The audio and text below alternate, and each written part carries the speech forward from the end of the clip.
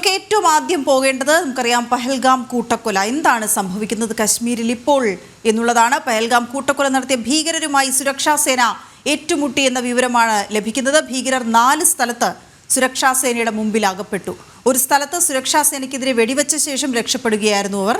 4 ഭീകരരാണ് ഈ സംഘത്തിലുള്ളത്. അതേസമയം അതിർത്തിയിൽ സാഹചര്യങ്ങൾ വിലയിരുത്താൻ ശ്രീനഗറിൽ ആർമി കോർ കമാൻഡർമാരുടെ യോഗം ഇന്ന് ചേരും എന്ന വിവരം കൂടിയുണ്ട്. നന്ദഗോപൻ ചേരുന്നു വിവരങ്ങളുമായി. നന്ദൻ, അത് ഈ ഭീകരരെ വളഞ്ഞിട്ടുണ്ട്, അവർ സ്ഥലം വിട്ടു പോയിട്ടില്ല എന്ന വിവരം തന്നെയാണ് ആദ്യമേ, ആ സൂചന തന്നെയാണ് ആദ്യമേ ഈ സുരക്ഷാ സേനയ്ക്ക് ഉണ്ടായിരുന്നത്. ഇപ്പോൾ ലഭിക്കുന്നത് ഈ ഭീകരരുമായി സുരക്ഷാ സേന ഏറ്റുമുട്ടി എന്നുള്ളതാണ്. അവർ 4 പേരുണ്ട്, 4 സ്ഥലത്ത് ഈ സുരക്ഷാ സേനയുടെ മുമ്പിൽ അകപ്പെടുകയും ചെയ്തു. സുരക്ഷാ സേനയ്ക്ക് നേരെ വെടിവെച്ചു എന്നുൾപ്പെടെയുള്ള വാർത്തകൾ. എന്തൊക്കെയാണ് അപ്ഡേറ്റ്സ്?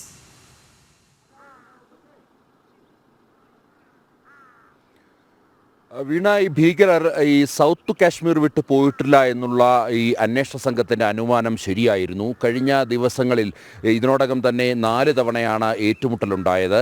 ഇതിൽ പ്രധാനമായും ഏറ്റവും ലഭ്യമായ വിവരങ്ങളനുസരിച്ച് ഈ പഹൽഗാം കൂട്ടക്കൊല അല്ലെങ്കിൽ പഹൽഗാം തീവ്രവാദ അക്രമത്തിന് ശേഷം ഈ സംഘം ഈ കാട്ടിനുള്ളിലൂടെ കടന്നത് അനന്തനാഗ് മേഖലയിലേക്കാണ്. അവിടെ നിന്നും ത്രാൽ മേഖലയിലേക്കുള്ള വനമേഖലയിലേക്ക് കടന്നു.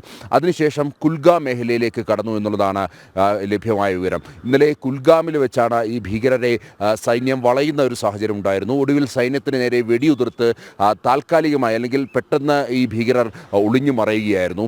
അതേസമയം ഈ ഭീകരർ എവിടെയും രക്ഷപ്പെട്ടിട്ടില്ല, അവരെ ഉടൻ തന്നെ പിടികൂടാൻ സാധിക്കുമെന്നുള്ളതാണ് പ്രധാനമായും ഈ സൈനിക വൃത്തങ്ങൾ അതേപോലെ തന്നെ അന്വേഷണ സംഘങ്ങൾ വ്യക്തമാക്കുന്നത്.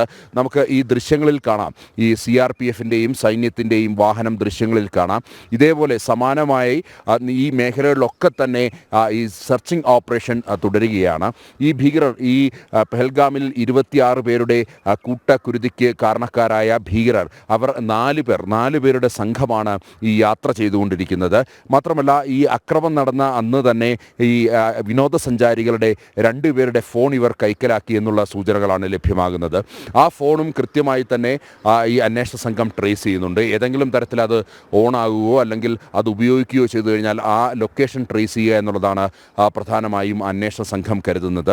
ഈ കഴിഞ്ഞ ദിവസം ത്രാൽ ഈ ഭീകര സംഘം എത്തിയിരുന്നു. രാത്രിയോടുകൂടി ഒരു ഗ്രാമത്തിലെ ഒരു വീട്ടിലെത്തിയ ഈ സംഘം ഭക്ഷണം ആവശ്യപ്പെട്ടു.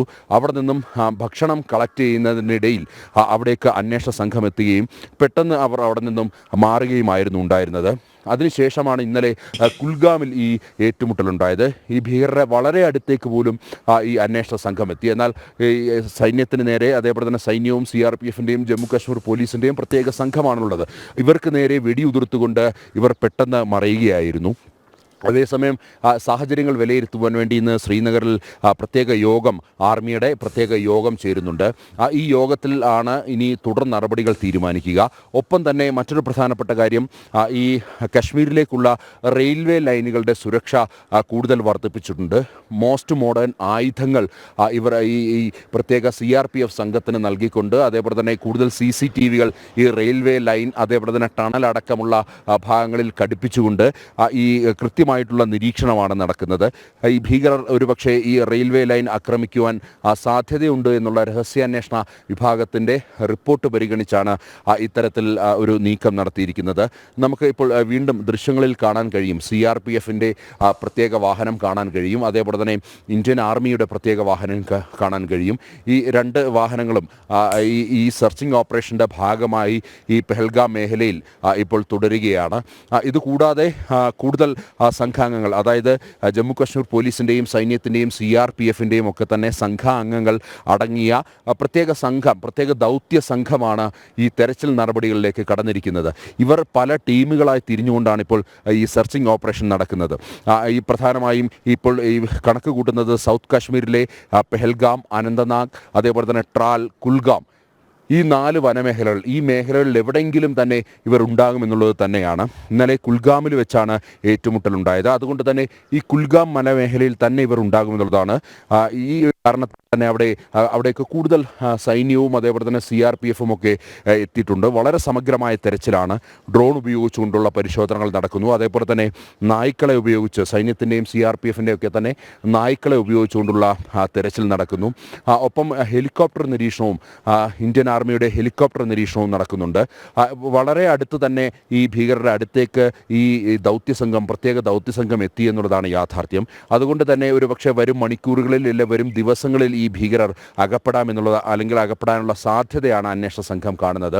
മാത്രമല്ല രഹസ്യാന്വേഷണ വിഭാഗത്തിനും ചില സൂചനകൾ ലഭിച്ചിട്ടുണ്ട്. ഇതിൻ്റെ അടിസ്ഥാനത്തിൽ വളരെ സമഗ്രമായ തിരച്ചിലാണ് ഈ മേഖലകളിലാകെ തന്നെ നടക്കുന്നത്.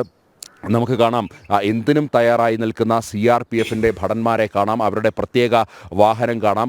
ബുള്ളറ്റ് പ്രൂഫ് വാഹനമാണിത്. പ്രത്യേക സജ്ജീകരിച്ച വാഹനമാണിത്. ഈ വാഹനത്തിൽ ഈ റോഡുകളിലൂടെ എത്തി വനമേഖലയിലേക്ക് കടന്ന് തിരച്ചിൽ നടത്തുന്ന ഒരു രീതിയാണ്. ഇതിനൊക്കെ അപ്പുറത്തേക്ക് ഈ വനത്തിനുള്ളിൽ തന്നെ പൈൻ കാടുകൾക്കുള്ളിൽ തന്നെ പ്രത്യേക സംഘമുണ്ട്.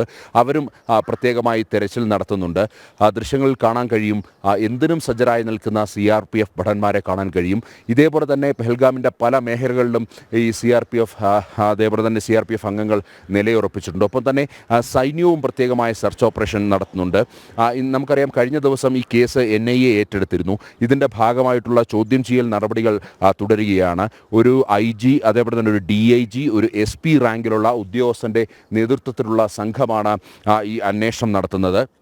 ഈ അന്വേഷണ സംഘം ഇന്നലെ FIR രജിസ്റ്റർ ചെയ്ത് അതേപോലെ തന്നെ തെളിവെടുപ്പ് നടപടികളും ആരംഭിച്ചു. നമുക്ക് ലഭ്യമായ വിവരമനുസരിച്ച് നാളെ ഈ പെഹൽഗാമിലെ ബൈസരൺ വാലിയിൽ ഈ തീവ്രവാദ അക്രമമുണ്ടായ സംഭവം അത് പുനരാവിഷ്കരിക്കുമെന്നുള്ളതാണ് അറിയാൻ കഴിയുന്നത്. അതായത് ഇവിടേക്ക് ഭീകരർ എങ്ങനെ എത്തി, അതേപോലെ തന്നെ ഭീകരർ കടന്ന വഴി, അതേപോലെ തന്നെ മതമന്വേഷിച്ച് മുസ്ലിം അല്ല ഹിന്ദു ആണെന്ന് ബോധ്യപ്പെട്ടപ്പോൾ അവരെ കൊലപ്പെടുത്തിയ സാഹചര്യം, ഇതെല്ലാം തന്നെ കൃത്യമായി തന്നെ ഈ NIAയുടെ പ്രത്യേക അന്വേഷണ സംഘം പരിശോധിക്കുന്നുണ്ട്. അതേപോലെ തന്നെ ഏതാണ്ട് ഒരു ദിവസം 150-ലധികം ആൾക്കാരെ വീതം ചോദ്യം ചെയ്തു വരികയാണ്. നേരത്തെ ജമ്മു കാശ്മീർ പോലീസ് പ്രത്യേകമായി കേസ് രജിസ്റ്റർ ചെയ്തിരുന്നു. അത് അനന്തനാഗ് ASPയുടെ നേതൃത്വത്തിലുള്ള സംഘമാണ് ആ കേസ് അന്വേഷിക്കുന്നത്. അങ്ങനെ ആ അന്വേഷണ സംഘത്തിനോടൊപ്പവും NIAയും അതേപോലെ തന്നെ IBയുടെയും റോയുടെയും ഒക്കെ തന്നെ ഉദ്യോഗസ്ഥരുണ്ടായിരുന്നു. ഈ സംഘം ഈ ഒരു ദിവസം ഏതാണ്ട് 150 ആൾക്കാരെ വീതം ചോദ്യം ചെയ്തു വരികയായിരുന്നു. ഇതിനിടയിലാണ് കേസ് പൂർണ്ണമായും NIAക്ക് കൂടി കൈമാറുന്ന സാഹചര്യമുണ്ടായത്. NIA ഈ കേസ് ഏറ്റെടുത്താൽ വലിയ പുരോഗതി ഉണ്ടാകുമെന്നുള്ളത് തന്നെയാണ് സർക്കാർ കണക്ക് കൂട്ടുന്നത്. ഏതായാലും ഈ സെർച്ചിങ് നടപടികൾ തുടരുന്നതിനൊപ്പം തന്നെ ജമ്മു കാശ്മീരിലുടനീളം സുരക്ഷ കർശനമാക്കിയിട്ടുണ്ട്. പ്രത്യേകിച്ച് അതിർത്തിയിൽ ഏതാണ്ട് ഒരു സാഹചര്യം വളരെ മോശമായി വരുന്നു എന്നുള്ള റിപ്പോർട്ടുകളാണ് ലഭ്യമാകുന്നത്. അതുകൊണ്ട് തന്നെ കശ്മീരിൻ്റെ മുഴുവൻ മേഖലകളിലും ജമ്മു കാശ്മീരിലെ മുഴുവൻ മേഖലകളിലും സുരക്ഷ കർശനമായിരിക്കുന്ന ഒരു സാഹചര്യമാണ് നിലനിൽക്കുന്നത്. മറ്റൊന്ന് നന്ദൻ, ഈ സിന്ധു നദീജല കരാർ മരവിപ്പിച്ചതിനു പിന്നാലെ ഉറി ഡാം തുറന്നു വിട്ടു എന്ന ചില റിപ്പോർട്ടുകൾ വരുന്നുണ്ടല്ലോ. അതുമായി ബന്ധപ്പെട്ട് എന്താണ് അപ്ഡേറ്റ്സ് ഉള്ളത്? വീണ, ഉറി ഡാം കഴിഞ്ഞ ദിവസമാണ് തുറന്നു വിട്ടത്. അത് സർക്കാർ അതുമായി ബന്ധപ്പെട്ട കൃത്യമായ വിവരങ്ങൾ നൽകുന്നില്ല. അതേസമയം അപ്രതീക്ഷിതമായാണ് ഡാം തുറന്നു വിട്ടത്. ഈ ഡാം തുറന്നു വിട്ടത് കൊണ്ട് തന്നെ POKയിൽ പാകിസ്ഥാൻ ഒക്കുപ്പൈഡ് കാശ്മീരിൽ അവിടെ ഇപ്പോൾ ചെറിയ രീതിയിൽ വെള്ളപ്പൊക്കമുണ്ടായി, വലിയ ദുരന്തമുണ്ടായി എന്നുള്ളതാണ് അറിയാൻ കഴിയുന്നത്. അവിടെ നിരവധി ആൾക്കാരെ ക്യാമ്പുകളിലേക്ക് മാറ്റിയെന്ന് അറിയാൻ കഴിയുന്നു. അതേപോലെ തന്നെ നിരവധി വീടുകൾ, വാഹനങ്ങളൊക്കെ തന്നെ ഒലിച്ചുപോയി, കടകമ്പോളങ്ങളൊക്കെ തന്നെ പൂർണ്ണമായി ഈ മേഖലയിൽ അടച്ചിട്ടിരിക്കുന്നു എന്നുള്ള വിവരങ്ങളാണ് ലഭ്യമാകുന്നത്. ഇത് സംബന്ധിച്ചിട്ട് കൂടുതൽ വിശദാംശങ്ങൾ സർക്കാർ വ്യക്തമാക്കുന്നില്ലെങ്കിലും സ്വാഭാവികമായും പാകിസ്ഥാനുള്ള കനത്ത തിരിച്ചടിയുടെ ഭാഗമായി തന്നെയാണ് വളരെ അപ്രതീക്ഷിതമായി ഈ ഉറി ഡാം തുറന്നു വിട്ടത് എന്നുള്ളതാണ് അറിയാൻ കഴിയുന്നത്. മാത്രമല്ല ആ മേഖലയിലെ കാർഷിക മേഖല, അതായത് ഈ ഉറി ഡാമിൻ്റെ സമീപമായി വലിയ പാടങ്ങളുണ്ട്. അതേപോലെ തന്നെ വലിയ കാർഷിക വൃത്തിയുമായി ബന്ധപ്പെട്ട് കഴിയുന്നവരാണ് ഈ POK മേഖലയിലുള്ളവർ. അവരുടെ ഈ കൃഷി മുഴുവൻ പൂർണ്ണമായും നശിച്ചു എന്നുള്ളതാണ് ലഭ്യമാകുന്ന സൂചനകൾ. ഒപ്പം തന്നെ ഞാൻ സൂചിപ്പിച്ചു, വാഹനങ്ങൾ, വീടുകൾ, കടകമ്പോളങ്ങളൊക്കെ തന്നെ ഒലിച്ചു പോകുന്ന സാഹചര്യമുണ്ടായി. നിരവധി ആൾക്കാരെ ക്യാമ്പുകളിലേക്ക് മാറ്റി എന്നുള്ളതാണ് അറിയാൻ കഴിയുന്നത്. ഒരു വല്ലാത്ത സാഹചര്യം തന്നെയാണ് ഈ മേഖലയിൽ ഉടലെടുത്തിരിക്കുന്നത് ഈ ഒരു ഉറി ഡാം തുറന്നു വിട്ടതിലൂടെ എന്നുള്ളതാണ്. ഏതായാലും ഭാരതം ശക്തമായ നാണയത്തിൽ തിരിച്ചടിക്കുമെന്നുള്ളത് ഇതിനോടകം തന്നെ വ്യക്തമാക്കി കഴിഞ്ഞു. അതിൻ്റെ ഭാഗമായാണ് സിന്ധു നദീജലം തടഞ്ഞതും അതേപോലെ തന്നെ ഈ ഉറി ഡാം തുറന്നു വിട്ടതുമൊക്കെ തന്നെ. മാത്രമല്ല ഇടയ്ക്ക് നമ്മുടെ ഇന്ത്യൻ പോസ്റ്റുകളിലേക്ക് BSFിൻ്റെ അതിർത്തി അതിർത്തി പോസ്റ്റുകളിലേക്ക് പാകിസ്ഥാൻ റേഞ്ചേഴ്സ്, പാകിസ്ഥാൻ്റെ അതിർത്തി കാക്കുന്ന നമ്മുടെ BSF പോലുള്ള ഒരു അർദ്ധസൈനിക വിഭാഗമാണ് പാകിസ്ഥാൻ റേഞ്ചേഴ്സ്. അവർ വെടിയുതിർക്കുന്നു ഇടയ്ക്ക് എന്നുള്ള സൂചനകൾ ലഭ്യമാകുന്നുണ്ട്. BSF ശക്തമായി തന്നെ തിരിച്ചടിക്കുന്നുണ്ട്. അങ്ങനെ ഒരു യുദ്ധസമാനമായ സാഹചര്യം അതിർത്തിയിൽ നിലനിൽക്കുന്നതിനാൽ തന്നെ ഈ അതിർത്തിയിലേക്കും കൂടുതൽ ഈ സേനാ വിഭാഗത്തെ വിന്യസിച്ചുള്ള നടപടികൾ പുരോഗമിക്കുകയാണ്. ഇതിൻ്റെ കാര്യങ്ങളൊക്കെ തന്നെ വിലയിരുത്തുവാൻ വേണ്ടിയാണ് ഇന്ന് ഇപ്പോൾ ശ്രീനഗറിൽ പ്രത്യേക യോഗം ചേരുന്നത്. വീണ, അതിലേക്ക് കൂടിയാണ് വന്നത്. നന്ദന, അത് വിശദമായി എന്ന് പറയും. ഇന്നിപ്പോൾ നിയമസഭാ സമ്മേളനം ചേരുന്നു ജമ്മു കശ്മീരിൽ. എന്തൊക്കെ പ്രധാനപ്പെട്ട പ്രത്യേക കാര്യങ്ങൾ വിലയിരുത്തും? വീണ, ഈ അക്രമം ഉണ്ടായതിന് തൊട്ടു പിന്നാലെ തന്നെ സർവകക്ഷി യോഗം ചേർന്നിരുന്നു. അതായത് ജമ്മു കശ്മീരിൽ ഇത്തരത്തിലൊരു സാഹചര്യം ഉടലെടുത്തത് അതിനെ എങ്ങനെ നേരിടണം എന്നുള്ളൊരു വിലയിരുത്തലാണ് ഈ സർവകക്ഷി യോഗത്തിലുണ്ടായത്. അവിടെ ചില രാഷ്ട്രീയ കക്ഷികൾ സർക്കാരിനെതിരെ, പ്രാദേശിക കശ്മീർ സർക്കാരിനെതിരെ, ഒമർ അബ്ദുള്ള സർക്കാരിനെതിരെ രൂക്ഷ വിമർശനം ഉയർത്തുന്ന സാഹചര്യമുണ്ടായിരുന്നു. ഇന്നിപ്പോൾ പ്രത്യേക നിയമസഭാ സമ്മേളനം കൂടി ചേരുന്നു. ഇവിടുത്തെ കശ്മീരിലെ സാഹചര്യങ്ങൾ വിലയിരുത്തേണ്ടിയിരിക്കുന്നു. മാത്രമല്ല, നമുക്കറിയാം ജമ്മു കശ്മീരിൻ്റെ പ്രധാനപ്പെട്ട വരുമാന മാർഗം എന്നുള്ളത് ടൂറിസമാണ്. അതുകൊണ്ട് തന്നെ ഈ ടൂറിസം മേഖലയിൽ പൂർണ്ണമായും ഓഡിറ്റ് നടത്തുവാൻ വേണ്ടി, സുരക്ഷാ ഓഡിറ്റ് നടത്തുവാൻ വേണ്ടി സൈന്യം തീരുമാനിച്ചിരുന്നു. ഈ സുരക്ഷാ ഓഡിറ്റിന് ശേഷം, അല്ലെങ്കിൽ സുരക്ഷാ ഓഡിറ്റ് നടത്തുമ്പോൾ ഇതുമായി ബന്ധപ്പെട്ട് കൂടുതൽ ഏതെങ്കിലും അൺസേഫ് ആയിട്ടുള്ള സ്ഥലങ്ങളുണ്ടോ തുടങ്ങിയ കാര്യങ്ങളൊക്കെ തന്നെ കൃത്യമായി വിലയിരുത്തും. അപ്പോൾ ഇതിൻ്റെയൊക്കെ അടിസ്ഥാനത്തിൽ ഈ നിലവിലെ സാഹചര്യങ്ങൾ എങ്ങനെയാണ് എന്നുള്ളത് മറ്റ് കക്ഷികളെ കൂടി ബോധ്യപ്പെടുത്തുക, ഒപ്പം തന്നെ അത് കൃത്യമായി തന്നെ ജനങ്ങളോട് വ്യക്തമാക്കുക എന്നുള്ള ഉദ്ദേശത്തിലാണ് പ്രത്യേക നിയമസഭാ സമ്മേളനം ചേരുന്നത്. ഉമർ അബ്ദുള്ള ഇതുമായി ബന്ധപ്പെട്ട കാര്യങ്ങൾ വിശദീകരിക്കുമെന്നുള്ളതാണ് അറിയാൻ കഴിയുന്നത്. എങ്ങനെയാണ് ഈ കശ്മീരിൽ ഇത്തരമൊരു സാഹചര്യം ഉണ്ടായത്, മാത്രമല്ല പ്രാദേശികപരമായ ജനങ്ങൾ ഈ തീവ്രവാദത്തെ പലപ്പോഴും അനുകൂലിക്കുന്ന സാഹചര്യമുണ്ട്. എല്ലാവരും അല്ലെങ്കിലും ഒരു വിഭാഗം ജനങ്ങൾ ഇത്തരം തീവ്രവാദ സംഭവങ്ങളെ, തീവ്രവാദികളെ അനുകൂലിക്കുന്നു, അവരെ സംരക്ഷിക്കുന്നു എന്നുള്ളതാണ്. അങ്ങനെ സംരക്ഷണം നൽകിയ 15 പേരെ ഇതിനോടകം തന്നെ കസ്റ്റഡിയിലെടുത്തിട്ടുണ്ട്. അതേപോലെ തന്നെ 3 പേരുടെ അറസ്റ്റ് രേഖപ്പെടുത്തിയിട്ടുണ്ട്. ഈ ഒരു സാഹചര്യങ്ങളൊക്കെ തന്നെ, അതായത് ഈ പ്രാദേശികപരമായ ആൾക്കാർ ജമ്മു കാശ്മീരിലെ എത്തുന്ന തീവ്രവാദികൾക്ക് സഹായം നൽകുന്നതുമായി ബന്ധപ്പെട്ട കാര്യങ്ങൾ വിലയിരുത്തുമെന്നുള്ളതാണ് അറിയാൻ കഴിയുന്നത്.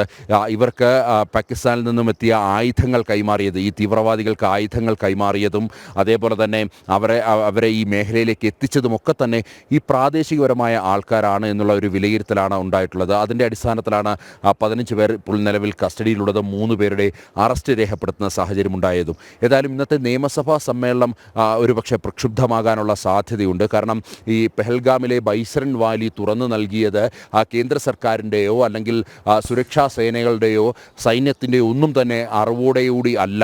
പ്രാദേശിക ഭരണകൂടം നേരിട്ട് ഇത്തരത്തിലെ ഒരു തീരുമാനത്തിലേക്ക് കടക്കുകയായിരുന്നു എന്നുള്ളതാണ് ഇതിനോടകം പുറത്തു വന്നത്. സ്വാഭാവികമായും സർക്കാരിനെതിരെ പ്രതിപക്ഷ കക്ഷികൾ അത്തരം വിമർശനങ്ങൾ ഉയർത്തുവാനുള്ള സാധ്യത തള്ളിക്കളയാൻ കഴിയില്ല. ഏതായാലും ഇന്ന് സഭാ സമ്മേളനം ചേരുമ്പോൾ ഈ തീവ്രവാദ അക്രമം, അതായത് പെഹൽഗാമിലെ ബൈസരൻ വാലിയിൽ 26 പേരുടെ ജീവൻ നഷ്ടപ്പെടാനിടയായ ആ സാഹചര്യം മുഖ്യമന്ത്രി വിവരിക്കുമെന്നുള്ളതാണ് അറിയാൻ കഴിയുന്നത്. വീണ.